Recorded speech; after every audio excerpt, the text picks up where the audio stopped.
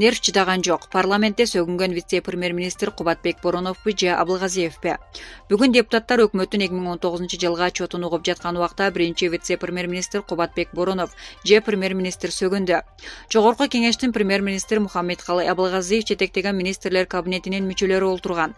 Эл өкүлү Альфия Самугулина өкмөт башчысынан отчеттук мезгилдеги жашоо деңгээлин жогорулатууга жана калктын социалдык жактан алсыз топторунун абалын жакшыртууга багытталган социалдык өнүгүү саясаты жөнүндө сурады. Демек сиз өзүңүздүн милдеттериңизди аткара албай жатасызбы? Деп Самугулина премьер-министрге кайрылды. Премьер-министр өзүнүн отчетундагы суроого жооп издеп жатканда биринчи вице-премьер-министр Кубатбек Боронов жардам берүүнү чечип, бир нерселерди айта баштады.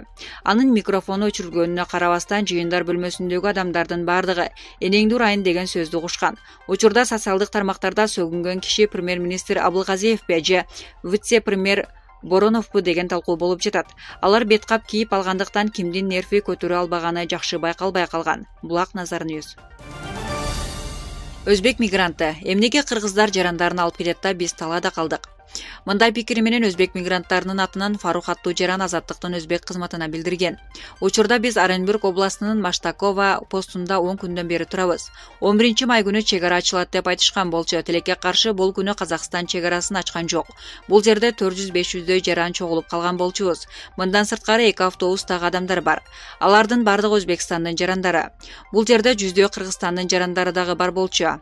Кыргыз тарап аларды автобус менен колонна кылып алып кетти. Эмнеге Кыргыз тарап алып кетет да биз калып кетебиз деп тарынды. Булак Коом пресс. Арстанбапта ташкылоо коркунучунан 4 үй бүлө башка жакка көчүрүлдү. Базар Каргон районуна караштуу Арстанбап айылында 10дон ашыгыраак жерде аскадан ташкылоо коркунучу жаралганы аныкталып, 11 үй бүлө коркунучка кептелген. Бул тууралуу өзгөчө кырдаалдар министрлигинин өзгөчө кырдаалдарга мониторинг жүргүзүү божомолдоо департаментинин экзогендик процесстерди изилдөө бөлүмүнүн бөлүм башчысы Тойчубек Изабеков билдирди. Анын айтымында апрель айында ташкылоо коркунучу жаралган жерден таштын бир бөлүгү түшкөн. Азырда ташкылоо коркунучу пайда болгон. Таштын салмагы 2 тоннадан ашат. Арстанбапта ташкылоо коркунучу бар участоктор аныкталды. 10дон ашыгыраак жерде экен. Азыр корутунду чыгарууга даярданып жатабыз. Министрлик жергиликтүү бийлик биргеликте таштарды көчүрүү боюнча иштер жүрөт деп ишенем. Ташкылоо коркунучунан 11 үй бүлөгө коркунуч жаралса, 4 үй бүлө башка жакка көчүрүлдү. Калганы көзөмөлдөө болуп жатат, деди ал. Малым болгондой Базар Коргон районунда да ташкылоо коркунучу бар участоктору бар. Булак Турмуш Кежи. Коронавирустан каза болгон дарыгердин үй бүлөсүнө 1 миллион сом берилди. Апрель айында эпидемия учактарында иш алып барган медициналык кызматкерлерге компенсациялык төлөмдү төлөө максатында 105 миллион 400 миң сом которулган. Коронавирус менен күрөшкөн медицина кызматкерлерине компенсация берүү башталды. COVID-19 жуктуруп каза тапкан Жузумкан Көкүмбаеванын үй бүлөсүнө 1 миллион сом берилди. Бул туурасында республикалык штабтан кабарлашты. Апрель айында эпидемия учактарында иш алып барган медицина кызматкерлерине компенсациялык төлөм үчүн 105 миллион 400 миң сом которулган. Коронавирус инфекциясы жугузуп көз жумган дарыгер Жузумкан Көкүмбаеванын үй бүлөсүнө 1 миллион сом өлчөмүндө материалдык колдоо көрсөтүлдү дешти штабтан. Каражат Саламаттык сактоо министрлиги менен милдеттүү медициналык камсыздандыруу фондунун депозиттик эсебинен 244 саламаттык сактоо уюмунун депозиттик эсебине которулган. Кыргызстанда коронавируска кабылгандардын саны 1044 жетти. Анын ичинен 726 айыкса, 12 адам көз жумган.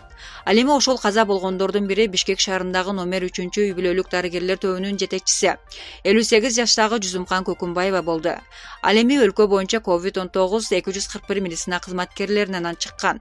11 майдан тартып айрым аймактардагы өзгөчө абал режими алынып, ал эми өлкө боюнча киргизилген өзгөчө кырдаалдын мөөнөтү узартылды. Бишкек, Ош шаарларында, Атбаши районунда жана Чаткалы районунун Каныш-Кыя айыл аймагында карантин жарыяланды. Бул жергиликтүү бийликке кырдаалга жараша чектөөлөрдү киргизүүгө укук берет. Булак Спутник Кежи. Бет кабыңарды чечпегиле. Турага Жумабеков депутаттарга улам эскертип жатат. Депутаттар эртең менен саат 9:30дан бери өкмөттүн отчетун угуп тийиштүү суроолорун узатып олтурушат. Жогорку кеңештин төрагасы Дастан Жумабеков жалпы жыйында олтурган депутаттарга бет кабын чечпей отурушун улам эскертип жатат. Белгилей кетсек, учурда парламентарийлер өкмөттүн 2019-жылдагы иши боюнча отчетун угууда. Жыйын башталгандан кийин төрага айрым бет кап тагынбай олтурган эл өкүлдөрүнө коомдук жайда олтурганын эскертип, бет кабын чечпөөгө чакырган. Ал эми саат 17:00 кийин залда бет кабы жок жүргөн депутаттарды көрүп, Жумабеков дагы бир ирет эскертүү берди. Урматтуу депутаттар, залда бет кап тагынып олтурсаңыздар, чечинбесеңиздер. Сураныч, бул жерде коомдук жай, деп кайрылды Жумабеков. Депутаттар эртең менен саат 9:30дан бери өкмөттүн отчетун угуп, тийиштүү суроолорун берип олтурушат. Булак Спутник KG. Быйыл кадыртөн качан болору айтылды. Быйыл кадыртөн 19 майдан 20 майга караган түнү белгиленет. Бул тууралуу муфтияттан билдиришти. Быйыл орозо айы 24-апрелде башталган. Кадыртөн орозонун 27-түнүндө болот. Бул түнү ислам динин кармангандар таң атканча уктабастан жакшылык тилеп Куран окушат. Белгилей кетсек, былтыр кадыртөн 31 майдан 1-июнга караган түнү белгиленген.